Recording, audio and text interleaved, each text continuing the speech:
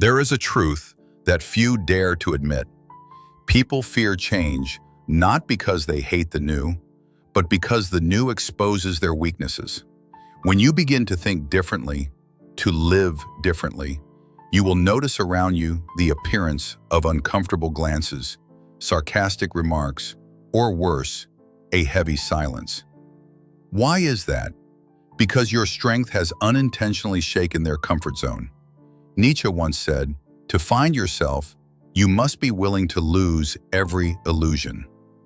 A strong mind is not a mind that knows much, but a mind that dares to question, dares to break old beliefs, dares to face the truth, even if that truth makes you lonely. In today's era, that reminder still holds its value. In a society that functions like a machine, where the majority chooses to live safely through repetition, you become dangerous the moment you start asking yourself, why must I believe this? Why must I live that way? Is that truly my path?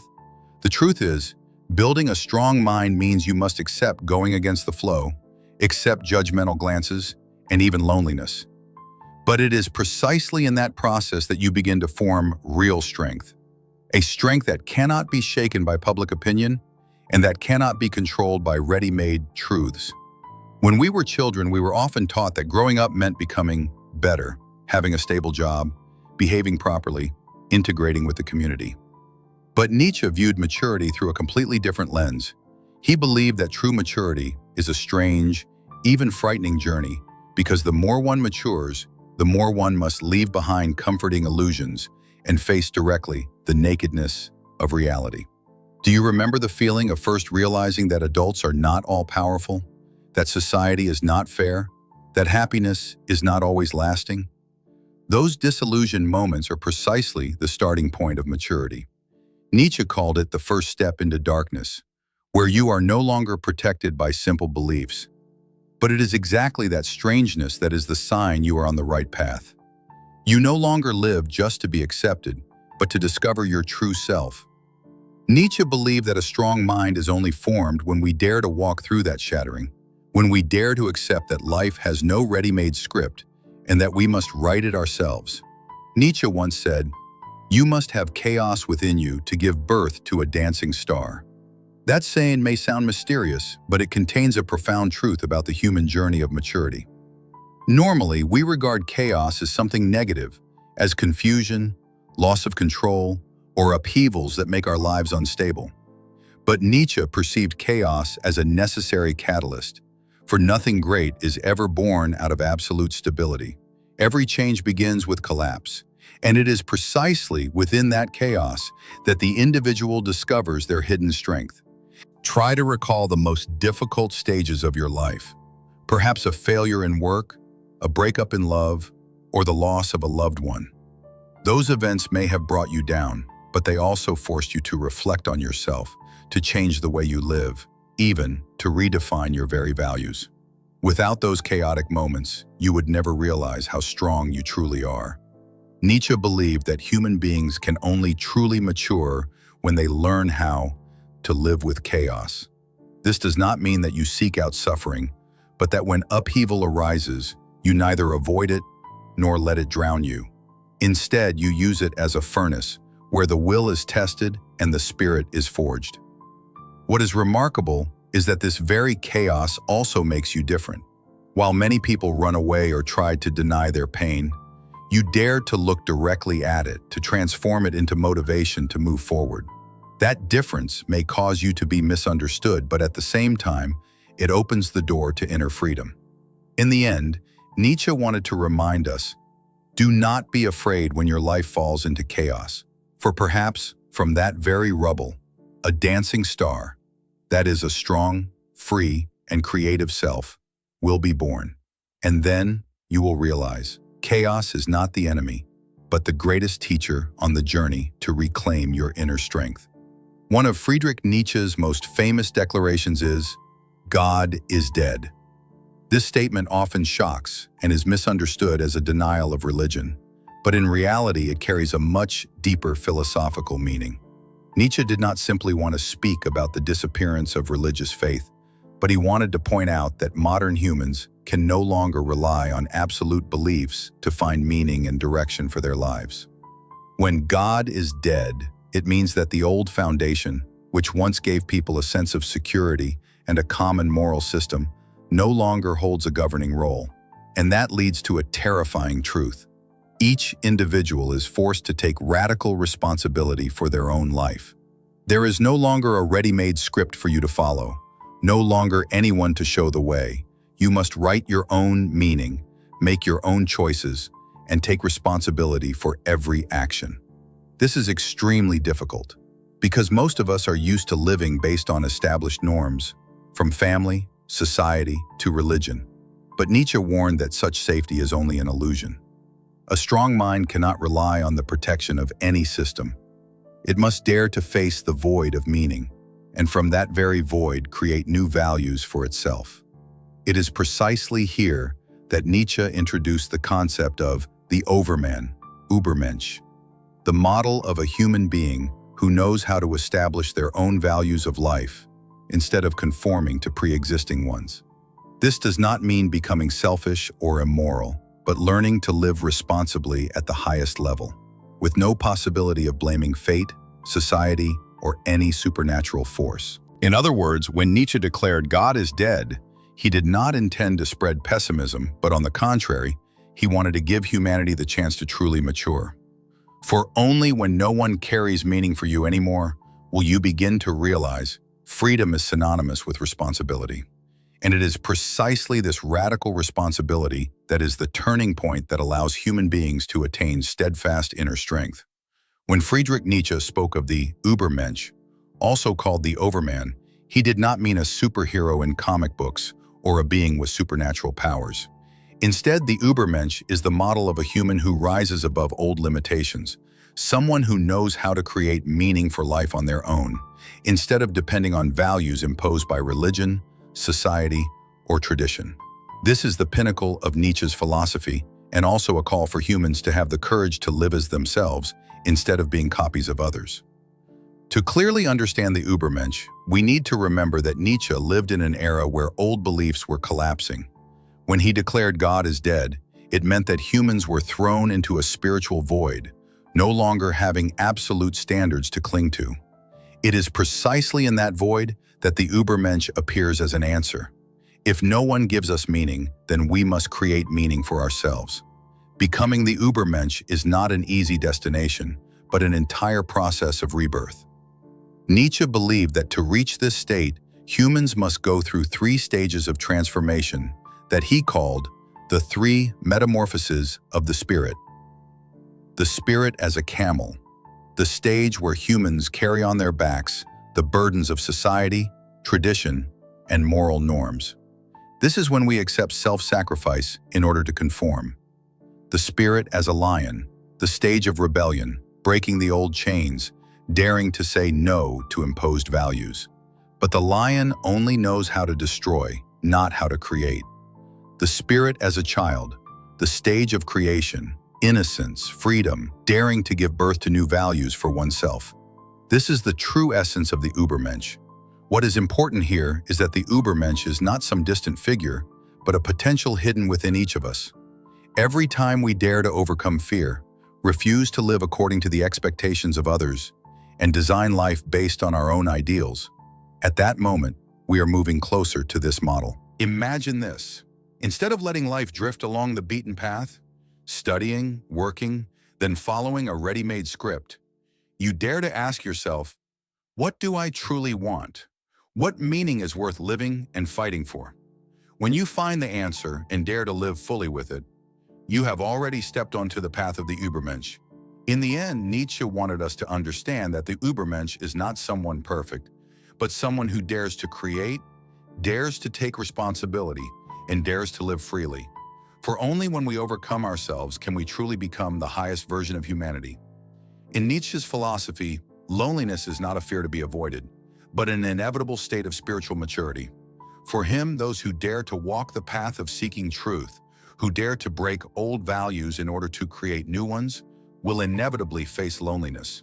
But instead of seeing it as a tragedy, Nietzsche regarded it as a liberation a necessary condition for humans to truly grow. Think about this. In everyday life, we are surrounded by countless noises, opinions, expectations, and pressures from family and society. When we chase after them, we may feel that we belong, but at the same time, we lose the ability to listen to our inner voice. Loneliness, in Nietzsche's understanding, is the moment when we step away from those noises to return to ourselves, to see clearly what we truly want, what we believe in, and to dare to follow that path even if no one walks with us. Nietzsche once wrote, "Those who seek the truth must learn to endure solitude, because when you decide not to live like the majority, when you dare to think differently, to live differently, you will no longer belong to the familiar circles. But it is precisely in that separation that you truly have the opportunity to see the world and yourself clearly. Loneliness, therefore, is not being left behind, but being given back to yourself. It is the state that Nietzsche believed anyone who wants to become the highest version of themselves must go through. And if we are brave enough to accept it, loneliness will no longer be a haunting fear, but will become the wings that allow us to fly farther." Nietzsche believed that one of the most dangerous enemies of a strong spirit is not adversity, but the mediocrity of the crowd. Society, with its rules, habits, and norms repeated over generations, often seeks to keep everyone at a level that is safe and acceptable. This unintentionally creates a form of collective pressure. Anyone too different, anyone too bold, will be considered dangerous or abnormal. Nietzsche called this the herd spirit, where humans are swept into sameness, where the ordinary is praised as the standard, while creativity and independence are suppressed. A person who dares to think differently, to live differently, will often be resisted by the collective through judgmental glances, criticism, and even isolation. But he also emphasized, it is precisely that resistance which is the necessary test for those who wish to rise above. Imagine you are in a place where everyone walks to the same rhythm, speaks the same language. If you change, you will become out of sync. But Nietzsche believed that it is exactly this out of sync that is the beginning of a new melody, a tune that only you can create. And to maintain that unique rhythm, you must be strong enough to withstand the pressure of the collective. In modern life, this remains true. When you choose to take your own path, starting a business instead of taking a safe job, creating art instead of following trends, or living true to yourself instead of playing roles for society, you will face opposition. But instead of seeing it as a barrier, Nietzsche advised viewing it as a sign that you are walking your own path. Collective mediocrity can make people complacent with themselves, but a strong spirit does not. For the strong do not seek acceptance, but seek truth and transcendence. And it is precisely by facing the resistance of the collective that you gradually break free from the shadow of the crowd to become yourself. Nietzsche once emphasized that living in life inevitably means facing battles. Not only wars in the real world, but also the silent battles within each person's mind. It is the confrontation with fear, with weakness, with temptations that pull us toward mediocrity. And in order not to be subdued, humans need a warrior's mind, a firm will, ready to face any challenge. Equipping the mind here does not mean filling it with knowledge, but training the spirit of endurance. Nietzsche called this amor fati, the love of fate. That is, instead of resenting adversity, learn to embrace it and turn it into the material to forge strength. Just as steel only hardens when passing through fire, the mind only becomes steady when going through suffering. In modern life, these battles appear in many forms: work pressure, constant comparison on social media, the feeling of loneliness in a crowded world. If unprepared, we are easily swept away, becoming weak and losing direction. But once the mind has been forged into a weapon, we can stand firm in the face of any storm. This does not mean you must live in constant tension, but rather learn how to build inner resilience. Read deeply, think independently, face insecurity instead of avoiding it, and frequently put yourself to the test. As Nietzsche once likened, life is an arena, and only those who dare to step in with a mind carefully equipped can escape mediocrity and truly live as a strong individual. Nietzsche never sugarcoated the path to becoming strong. He bluntly pointed out that spiritual strength always comes with a price. When you dare to think differently, When you no longer accept the truths imposed by the majority, you will face alienation, misunderstanding, and even being regarded as dangerous. That is the first price, loneliness. And not everyone has the courage to live in that loneliness. The second price is sacrifice. You will have to give up the sense of safety, the comfort of blending into the crowd, and the relationships that are built merely on convenience. Because the deeper you go into this journey, the more you realize that not everyone can walk with you. The path to strength is always narrow, and only for those who dare to continue alone. Yet Nietzsche affirmed that the reward for those who are brave enough to accept that price is immense. It is spiritual freedom, a rare state in which you are no longer controlled by public opinion, no longer dependent on the gaze of others to determine your self-worth. From that freedom, you find the strength to create, to build a life deeply marked with personal significance, instead of living as a pale copy. Moreover, the reward of strength also lies in the ability to face any adversity without collapsing. When your mind has been trained through harsh trials, you no longer fear misfortune. Like a mountain standing firm amid storms, you become a solid anchor not only for yourself, but also for others. For Nietzsche, that price and that reward are two inseparable sides. Only those who have the courage to accept loss can reach true strength. And it is precisely in the balance between pain and reward that humans find the ultimate value of becoming the strongest version of themselves. When looking back at the entirety of Nietzsche's thought, we realize that his core message does not lie in pessimism or rebellion, but in a call for a radical spiritual strength. Nietzsche wanted us to awaken to the collective illusions, to dare to face the raw truth of life, and from there to create value for ourselves. That means that maturity is not the process of pleasing society, but the journey of building a mind strong enough not to be shaken by pressures and temptations. Chaos is not something to escape from, but the very material with which we forge resilience. Loneliness is not a punishment, but an opportunity to return and confront oneself. And God is dead is not a denial of faith, but a reminder that each person must take absolute responsibility for their own life. The deepest lesson Nietzsche left behind is this: true strength does not come from controlling others, but from controlling oneself.